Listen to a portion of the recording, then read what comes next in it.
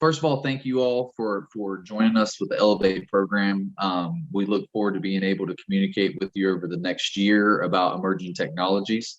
One of the main focuses of our group is to make sure that we get commissioned officers in a position to be ready to use emerging technologies as they enter in their position for the battlefield. We know that if you are getting to a commission position and have not interfaced with the emerging technologies that we'll be talking about again over the next year, you will be 4 to 6 years behind in that position to be able to use those technologies strategically and effectively. This particular program is to introduce you to those emerging technologies, things that are currently available, things that are right around the corner, and insights that we see happening that can happen over the next 10 to 15 years.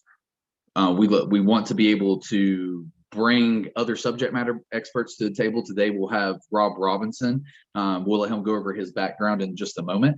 And I just want to continue to introduce the actual Elevate program, which is enhancing leaders electronically and virtually with adaptive technologies and education. So we want to bring you the latest and greatest on the technology side, and we kind of want to give you some perspective on how that can be used in battlefield operations.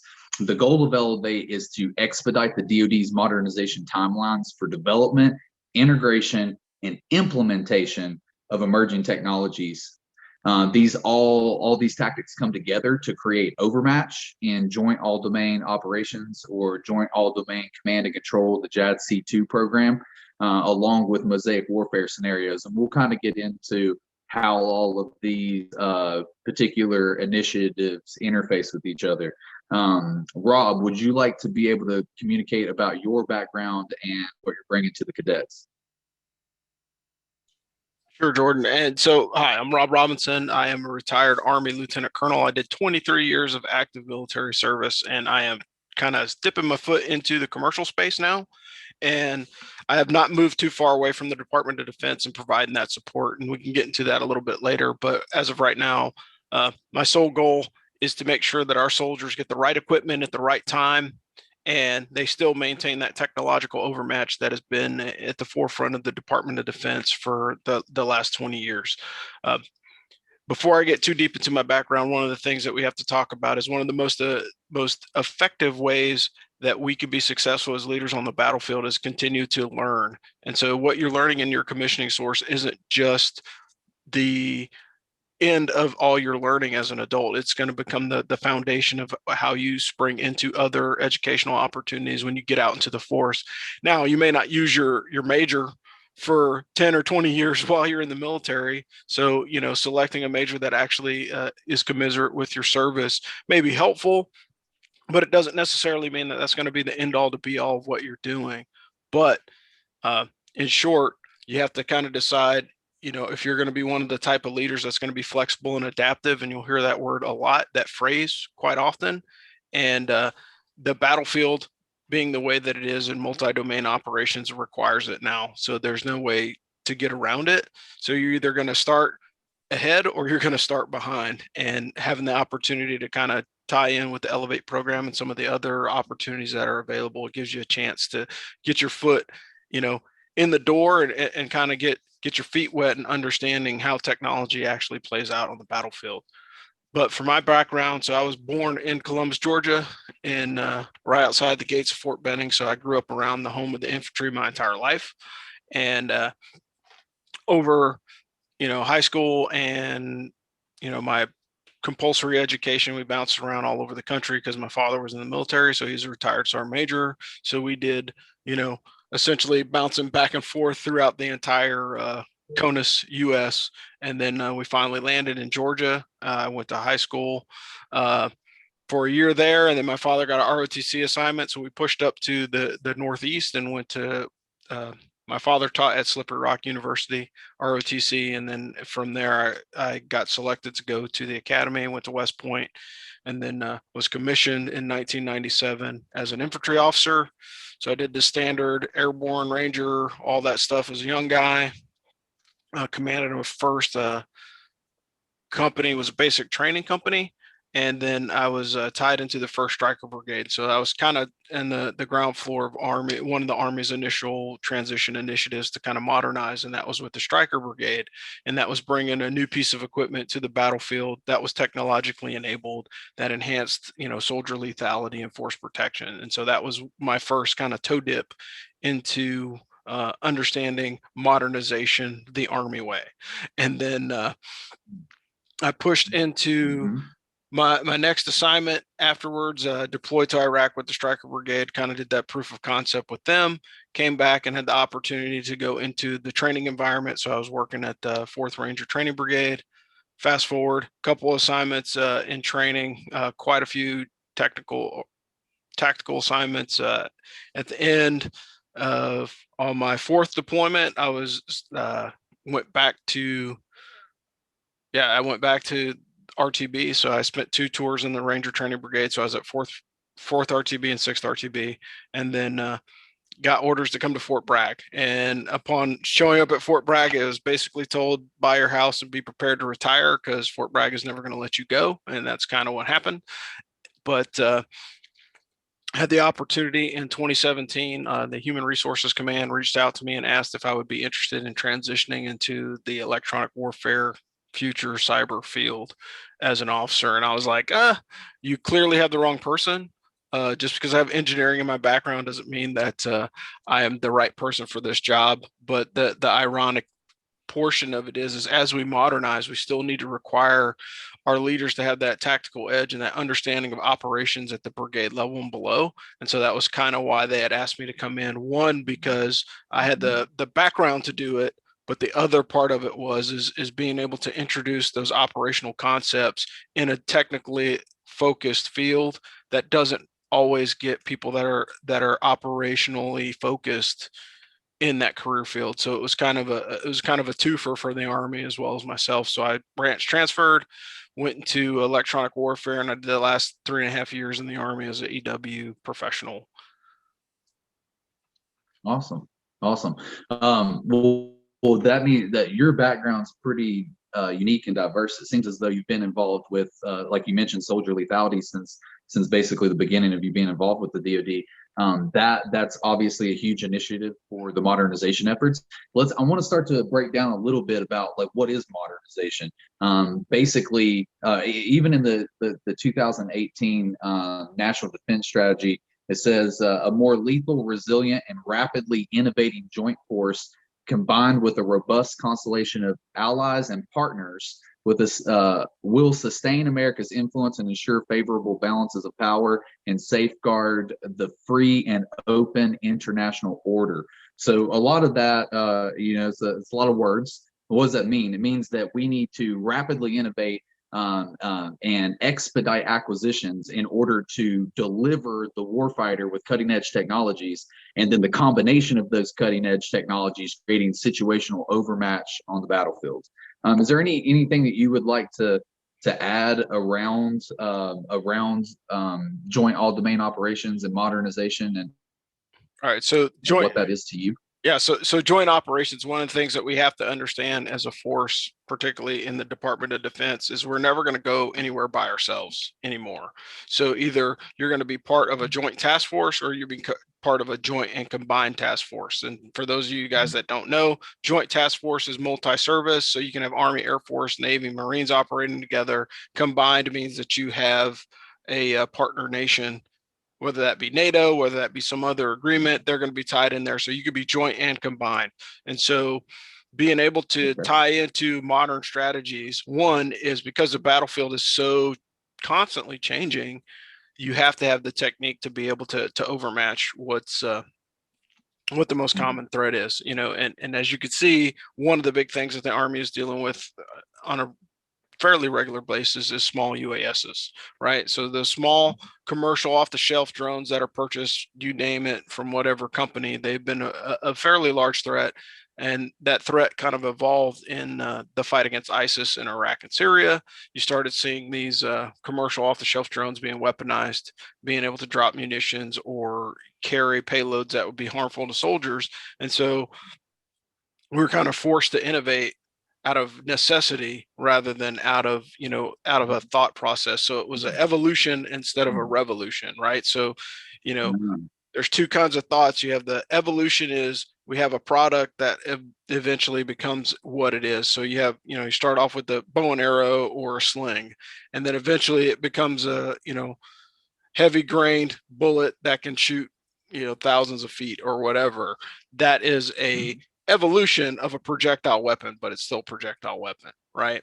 And then the revolution is, okay, we went from ground-based operations to airborne. Like, oh wow, we can jump out of actual airplanes. The addition of aircraft to the battlefield was another one of those revolutionary innovative things that happened in between World War I and World War II.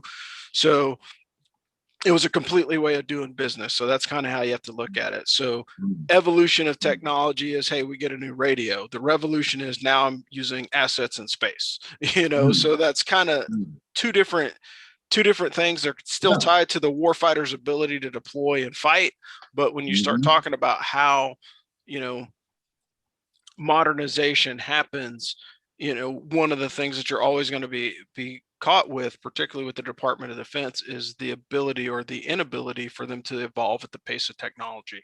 So when you look at the period of time that it takes, so for example, a program that is started while these cadets are freshmen in college, by the time they get commissioned, that may be a product that's a program of record in the Army. It might not. It depends on if it lives or dies through the bureaucracy and through the pricing models and everything else that kind of goes with it.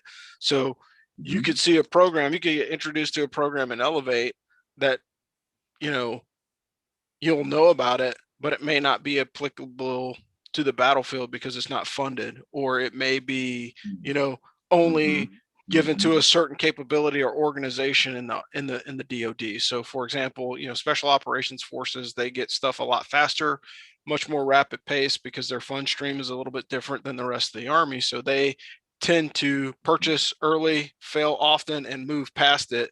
Whereas conventional forces usually are like, hey, look, we tried this, we kind of liked it, you want to try it? And you end up trying to work through a system that was basically given to you versus a system that was developed for you, if that makes any sense.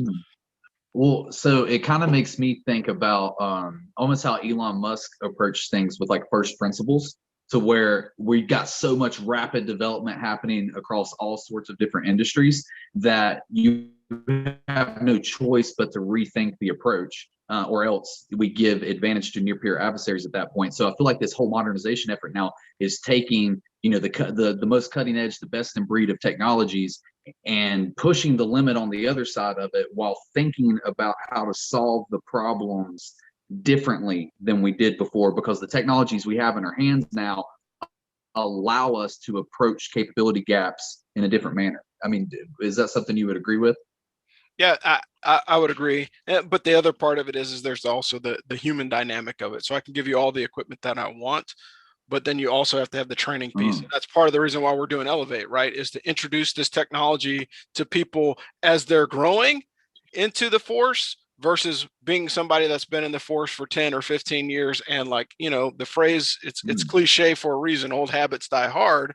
And that's so true. So if you're used to doing things a certain way, and there's always blocking and tackling, and there's aspects of the Army that are always going to be the same. Like I want to have a volume of fire if I'm going to maneuver on an objective.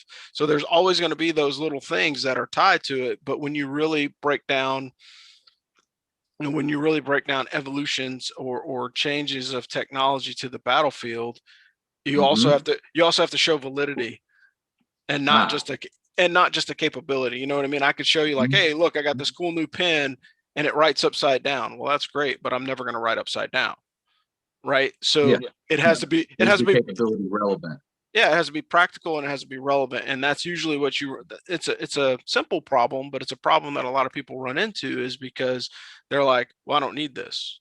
And there's so many pieces of equipment over, my time in the Army that soldiers were issued and they never used.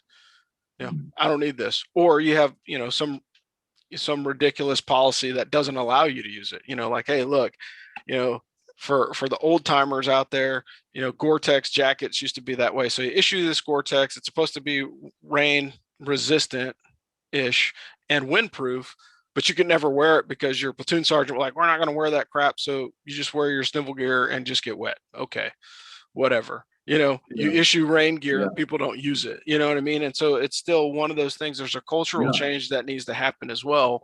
And I know a lot of organizations are kind of focusing in on that cultural piece, not only with the fielding of the new equipment. Yeah. And I tend to just from an innovator side.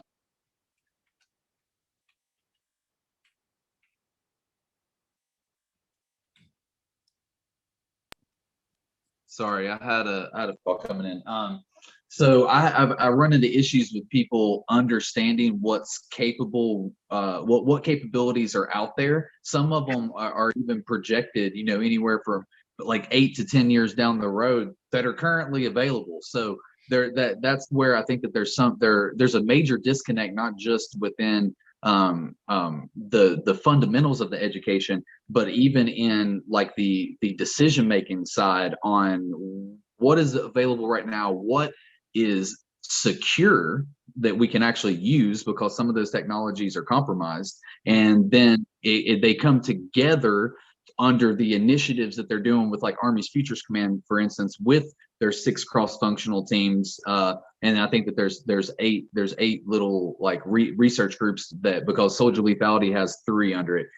So anyway, but those 6 different initiatives are all playing a hyper niche focused role on a capability gap that needs to be solved or evolved, so to speak. So the next generation combat vehicle is one of those.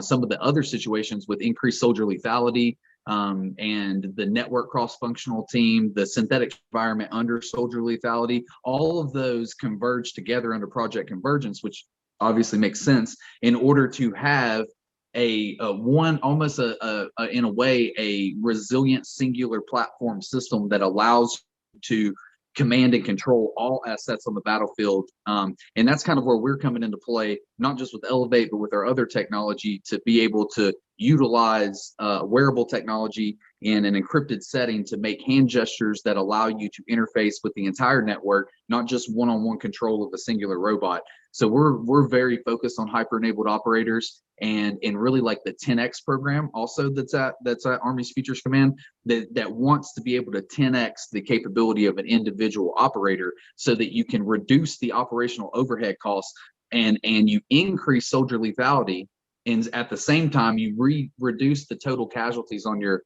unit, because you're not putting people in harm's way, and the people that are in battle are more equipped to handle it. Correct. Yeah, and that's absolutely true. And then and like it kind of ties into what we talked offline about, was like, how does it play into the national defense strategy, right? So if you look at the last 18 years of the U.S. government or the Department of Defense, we've gotten to the point where we can do wide area security in a COIN environment. We have a vast majority of the military that has been in over the last 18 years, and so we understand the problem set in COIN. Now, missions on the ground are different from what happens politically. So I can't speak to I won't speak to the political decisions that are made, because those actually impact, the tactical mission. But from a tactical perspective, if, the Department of Defense was called up to go fight an insurgency, I am confident that we have enough repetitions at doing it between brigades, battalions, and divisions for doing it for years and years and years over the last almost 20 years now, that we're comfortable fighting that fight. But part of the change that we have to understand is that is not the fight that we're talking about when you run into the big 4. When you talk about the big 4, you're talking China, North Korea, Russia, and Iran. So if you look directly at the national defense strategy, the national defense strategy of 2018, I highlighted the 4+1, and the 4+1 is the transnational terrorist groups. Again, in a ideal scenario, the Department of Defense has a very small sliver of people cut out to do counterterrorism operations. That's their job. That's what we let them do.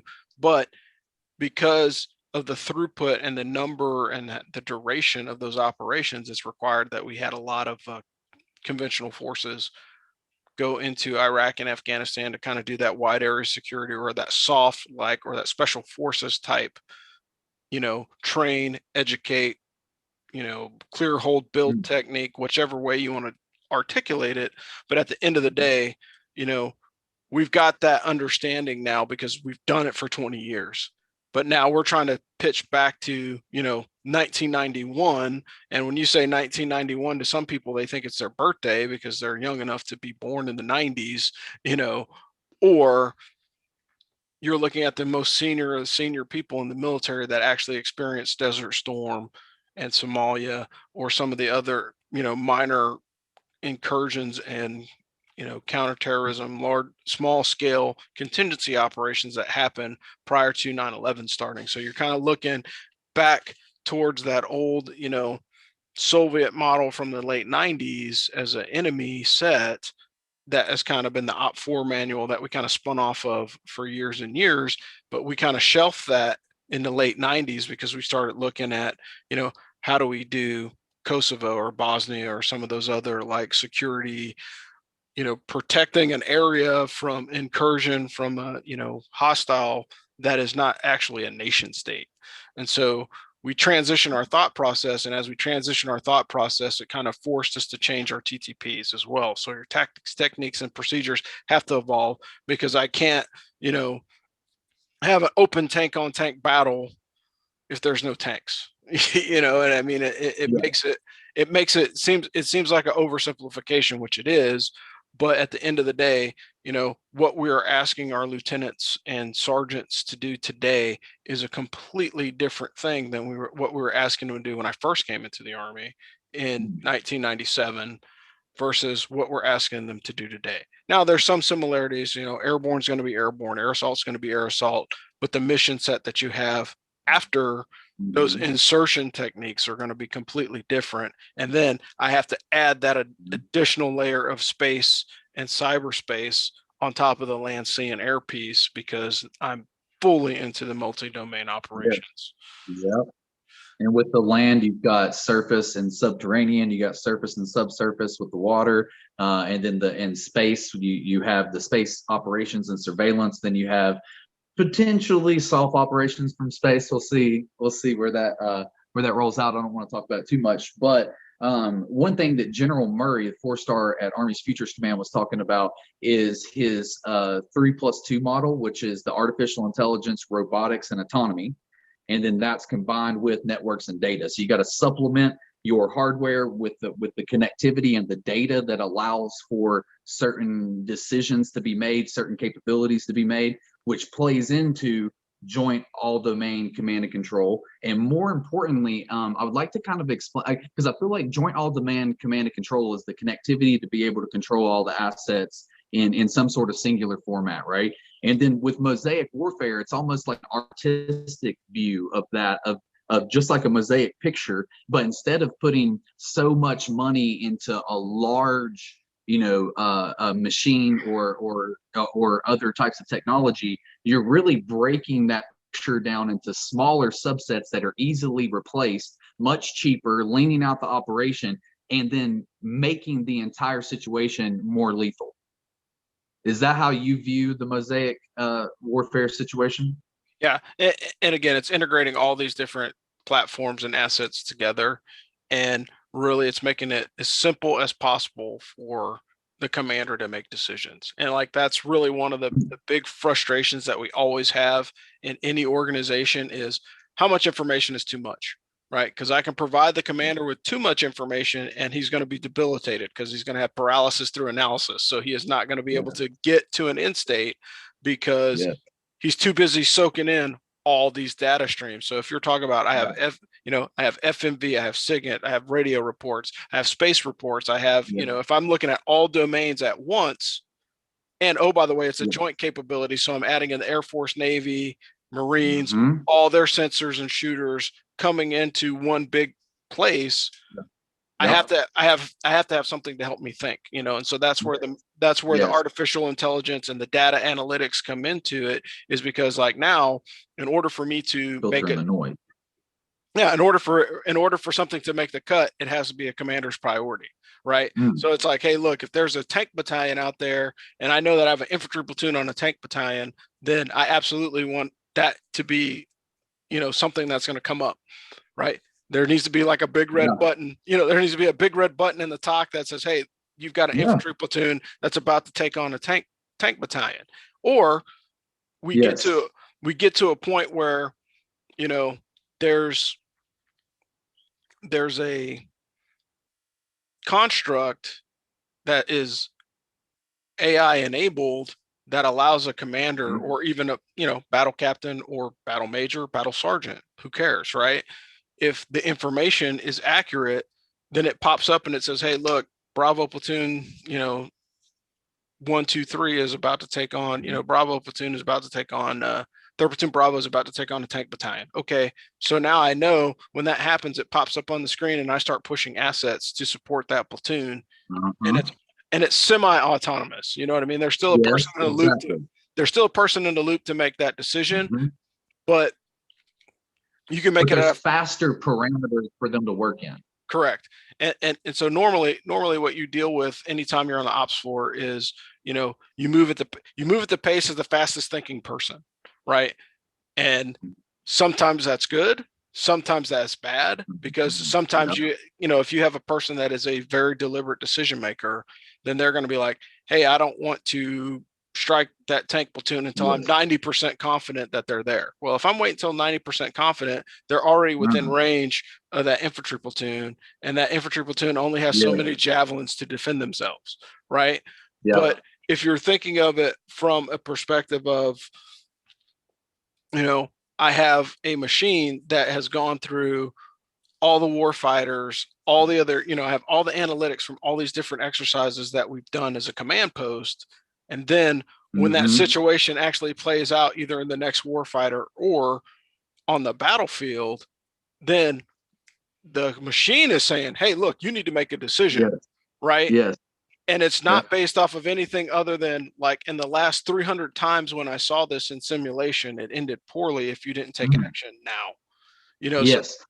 Which is a super good. So there's the last little bit that you've been waxing on, especially when you started talking about paralysis through analysis. First of all, made me think of General Patton and how much he would just like love joint all domain command and control. And he actually said, I am paraphrasing because I'm not good at quoting, but he was talking about how an imperfect plan performed violently today is better than a perfect plan implemented next week. So sometimes I feel like that this information is allowing you to make faster decisions. You don't want to get into a situation where you're not moving and stagnant, because that will also get you killed. So you have to make a decision. And before, General Patton had to rely on intuition. That intuition is now turned into data analytics. correct. And that's one of the best opportunities that a commander has, because a commander now, if he has the ability to absorb all the data and look at it Mm-hmm. Mm-hmm. holistically, and then he has, you know, basically a digital staff that's doing the staff work for him, that artificial intelligence is processing the data. So when he brings his crisis action team together, a small group of helpful decision makers, they're like, hey, look, this is what the data says. Whoa, okay, that makes sense, right? Because normally what happens Yes. is, when you present a commander courses of action, he usually has one in his head already, like, hey, I want to do this. And that's okay, right?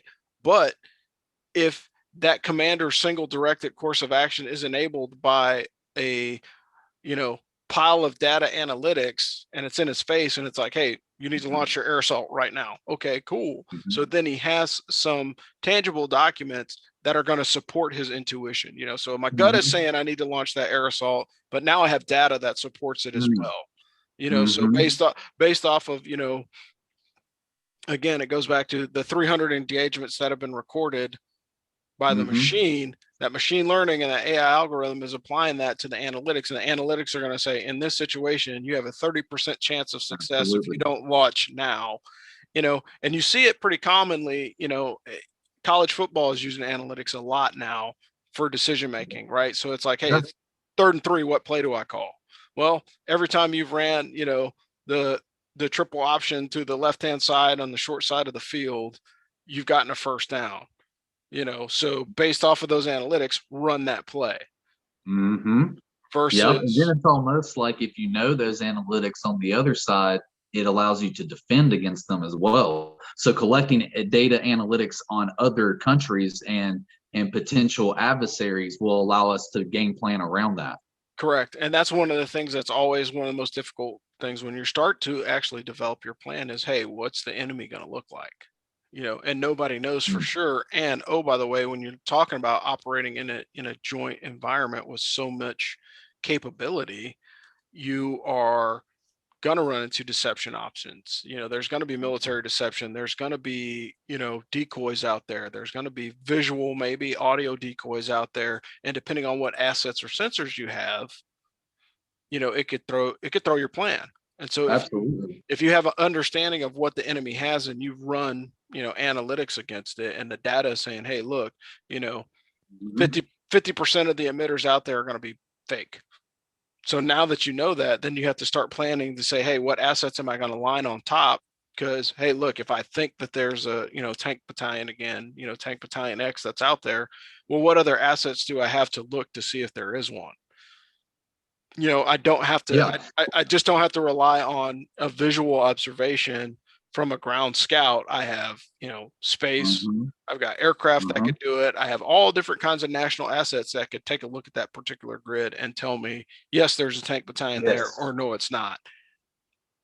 And Mm-hmm. so, I You mean, had brought up, sorry, you had brought up earlier, you were talking about how on these joint operations, how you're going to have, different branches involved. And those different branches have different initiatives. They also have different culture a lot of times, and that's why, like, Army and Marines will butt heads, but when it comes down to it, we got each other's back when it matters, right? yeah, But I think that being able to allow for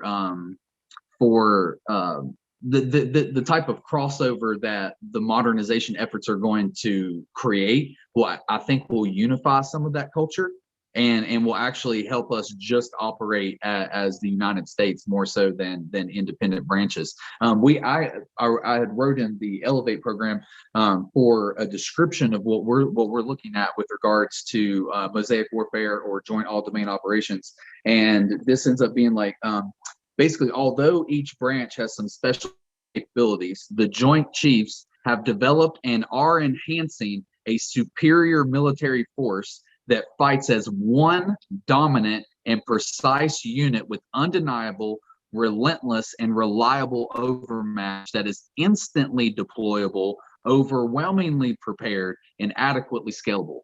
I mean, is that something that I think you would like to have in your back pocket, right? yeah, I think everybody wants to have that kind of capability because operational reach is one of the most important things that we can do, today and into the future, right? So as you start thinking about it, you have the 18th Airborne Corps units that are on, the short string. Hey, look, you have 18 hours notification, wheels up for the first aircraft for the first unit that's moving out.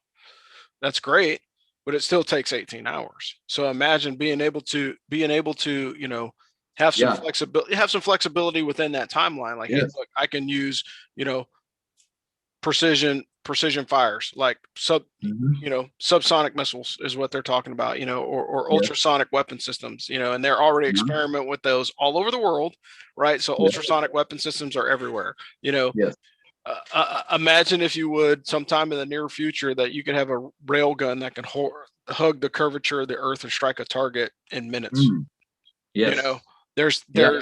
there's all those things are in development. And oh, by the way, like when I get to the point where there's quantum computing, there's no denying, right? So I want to take out a HVT, I know exactly where he is based off Mm. of his Mm. biometrics, his gait, everything else that he has. It's already readily available because it's been databased, over Mm. time. Because when we get to the point where the algorithms are so smart, it's going to know that you're sitting in your house right now because you're on your Mm-hmm. cell phone and we're having a Mm-hmm. conversation, and it's pulling in the auditory response. Mm. So it's like, I'm 98% confident that Jordan is sitting at his house right now. True. I think there might be a few algorithms already doing that, brother. Yeah, yeah.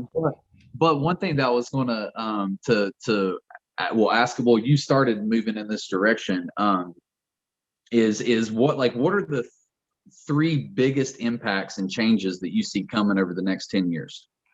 I think the biggest changes is, one, for the Department of Defense, as the Space Force grows out and as it kind of dovetails and leaves the Air Force eventually, whenever that's going to be, I think there's going to be a lot of capability there. Because when you start looking at, we're planning a mission to the moon again, we're planning a mission to Mars sometime in the near future. So in the next decade, you're going to see space travel advance, just because like now that's the cool thing to do. You know what I mean? Whereas before, yeah. Well, the other piece of it is like commercialization. So if I can increase the ability to move, say, a logistics package, through the stratosphere, it's going to cost me less fuel because I can just put it in there and it's going to go to a slow Earth orbit. And when it gets to its destination, it's going to re-enter and drop off said payload. That's completely within the realm of the possible.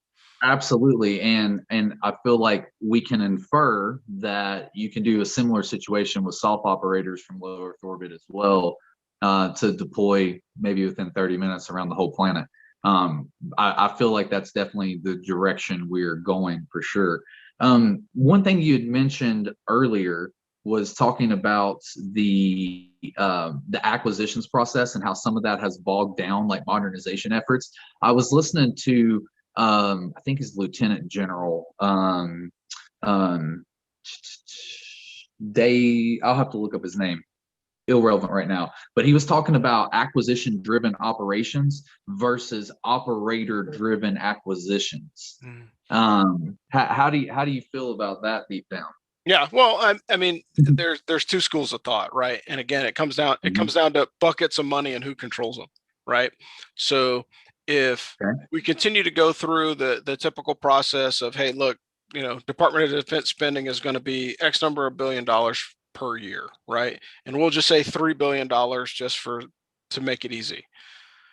The three big services always get $1 billion a piece, right? Regardless of how much lobbying, haggling, or everything else that goes on. Army gets $1 billion, Navy gets $1 billion, Air Force gets $1 billion. Now, we say that, but then when you look at the impacts of that, particularly now that we have added Space Force to it, and then how the Marines fall underneath the Department of the Navy, the Army gets a much, much larger chunk of their budget because they have a much, much larger force to handle. But when you look at the Navy, I'm trying to manage carrier strike groups and the Marine Corps. And if anybody's hung out with Marines, you always look at you always look at their equipment, and it's like, man, they're always like 5 to 7 years behind the Army, and that's because the budget is not the same. So if we have a universal DoD budget, which I doubt we'll ever get to because it's too contentious, but if you ever had a universal DoD budget where it says, hey, look, Space Force, Air Force, Navy, Army, Marine Corps, you're all going to get a set number of dollars annually for you to spend on research and development in addition to your operational budget, right? Because right now you're wrestling over, we're arguing over, what do I spend my money on? So perfect example is counter UAS stuff. Like if you look at the counter UAS in the JCO office, what the JCO's guidance has been up to this point is, hey, look, we are not going to prevent your commander from buying a counter UAS system. These are just the ones that we would recommend. And so now a commander has to decide, hey, do I do this training event at JRTC or do I purchase this counter UAS system? Depending upon the theater that I'm going to, I have to decide, which the juice is worth the squeeze. And again, we're putting that down on the commander, which is great, but it's also like what an additional burden that he has to worry about. Because I'm about to take my, if I'm a brigade commander, I'm about to take my 3,000 to 5,000 troopies across the ocean to go fight bad guys in country X. The last thing I want to be concerned with is, do I have the right equipment?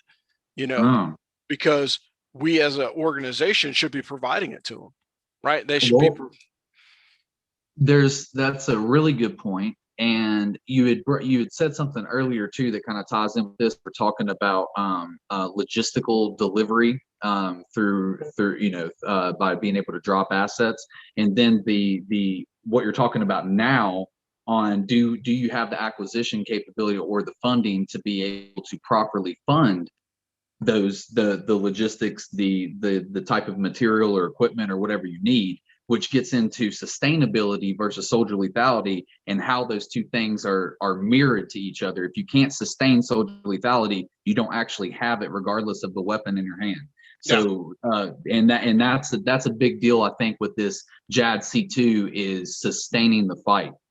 Yeah, and I mean it's a running joke in circles, you know, and you've heard it, and if you haven't heard it before, I'll say it now. You know, it's like tactics are for amateurs, logistics are for professionals, right? And you hear that as a joke, like as a young man in the Army, you're like, yeah, haha, whatever, loggy. But as you get older and you see how the system works, it's like, look, like Mm. I can put a weapon in just about anybody's hand and teach them how to fight, but I can't teach them how to manage assets or to anticipate Mm. requirements, right? So anticipating requirements and managing those assets, that's a huge part of everything that we do. And the better at it that we get, the more efficient it's going to be, right? And there's 1,000 different ways that we've tried to manage logistics in the Army, and some were good, some were bad. But at the end of the day, it's still too cumbersome to get things into the hands of the soldiers in a timely manner when they need it. And the other piece of it is it also stifles innovation the way that we fund projects, right?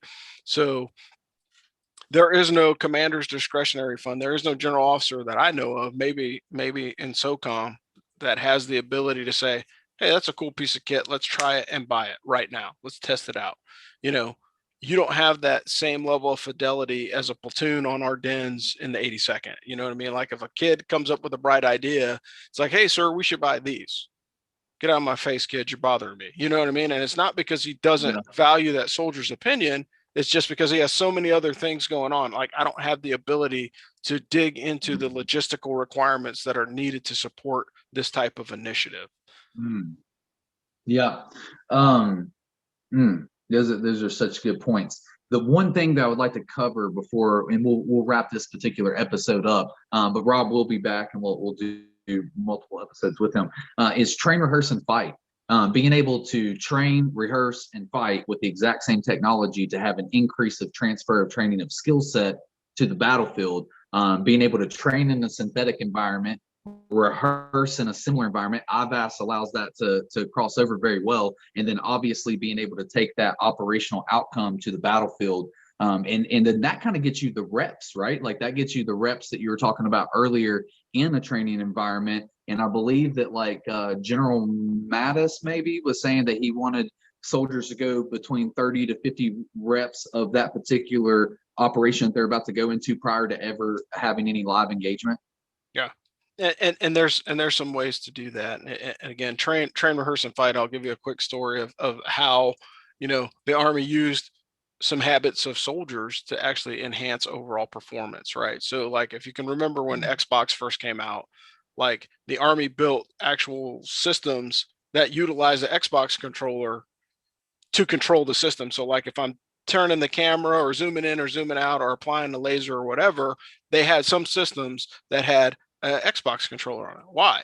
Because you had a large portion of soldiers under the age of 25 that played or owned Xbox. So they understood how to manipulate those joysticks. So again, their training was in a virtual space on their, you know, On their own dime and own yeah, time. on their own console at home, right? So they're playing with their console at home.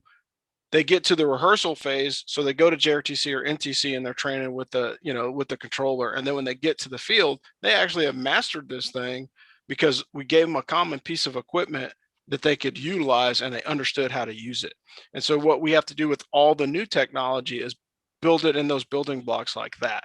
You know, again, I can always, you know, I can always take somebody out in the woods and make it suck, right? Like you can walk around the woods and mountains and freeze your butt off. You can go in the Yeah. swamps and ranger school. All that stuff is great, but there's a point where you're really not learning. You're just surviving, right? So if you get people to the point where they can survive those conditions in a training environment, and then you add those additional full force rehearsals in a virtual or augmented reality space, then when it tips over into the real thing and I'm looking at a heads up display and that's the same heads up display that I've looked at for the last year and a half, then the carryover is going to be more effects and positive effects. And Absolutely. that's really what you want. You know, it's the same, it's like I use, jujitsu as an example. You do combatives or jujitsu in the Army, and one of the things that we teach is, hey, look, you're going to drill this arm bar 5,000 times, and you're like, I don't want to drill this thing 5,000 times, but I keep drilling it, keep drilling it, keep drilling it,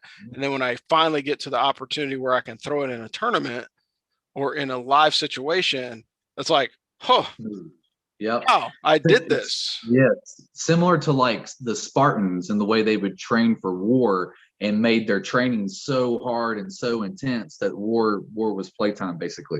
Yes. And not that any war is playtime, but you get what I'm saying. Yeah. So one of the I'll let you finish up in just a second, maybe wrap up for us. But I want everyone to know that we'll do an additional podcast probably next week, and that will be with retired Colonel Bill Wolf. He's the president of the Space Force Association. And the topic that we'll be discussing then is going to be superiority from U.S. SOCOM to U.S. Space. A brilliant individual, and he'll be able to add to everything that we've talked about today. Rob, is there anything that you would like to add in before we tag out? No, I would just say, like, look, the overall attitude of a soldier that says, hey, I'm only going to be good at my job, that's not going to work in today's environment because there's too many capabilities. So if you say, I'm only going to focus in on this 1/17th of a career field that there's available. So there's 17 branches in the Army. And if you say, I'm only going to focus in on that 1/17th of what the Army does, you're going to miss out on a lot of opportunity and capability. And then the highlight that I will tell everybody, it's like, look, not everybody goes into the military with the goal of being a general officer. But in order to be a general officer or to make it to that flag level, that 06, or beyond that point, you have to be a generalist, right? So you generally have to understand how the Department of Defense works in order to get to that point. So if you can learn, even if it's just, even if you're a mile wide and an inch deep in subjects, at least you're going to know what questions to ask when things get confusing or you're not sure, versus I'm really good at this one thing and I don't want to do anything else, right? Because the military is going to move past you. Technology is going to move past you if you only focus in on the systems that you need to do your job today. And so you have to kind of be future leaning. And again, it goes back to anticipating those requirements. So if you're looking to that next horizon, you're always going to be better off than the person that's like, nope, I'm good right where I am. I'm just going to hold what I got. Yeah, no, that's very good advice. Everyone, just so you know, I don't think I mentioned this earlier, but with the Elevate program, if you need any internships or dissertation opportunities, maybe even careers set up as if you're in ROTC and you end up not being able to commission, or if you're in a STEM program that can help support the national security apparatus and the defense strategy and this modernization effort, please reach out to us because we want to be able to provide those opportunities for you. So again, internships, dissertations, and careers. All right. Yeah, that was awesome. Right. Hey, Jordan, I look forward to talking to you again, and we'll do this soon. Thank you much. Have a good day.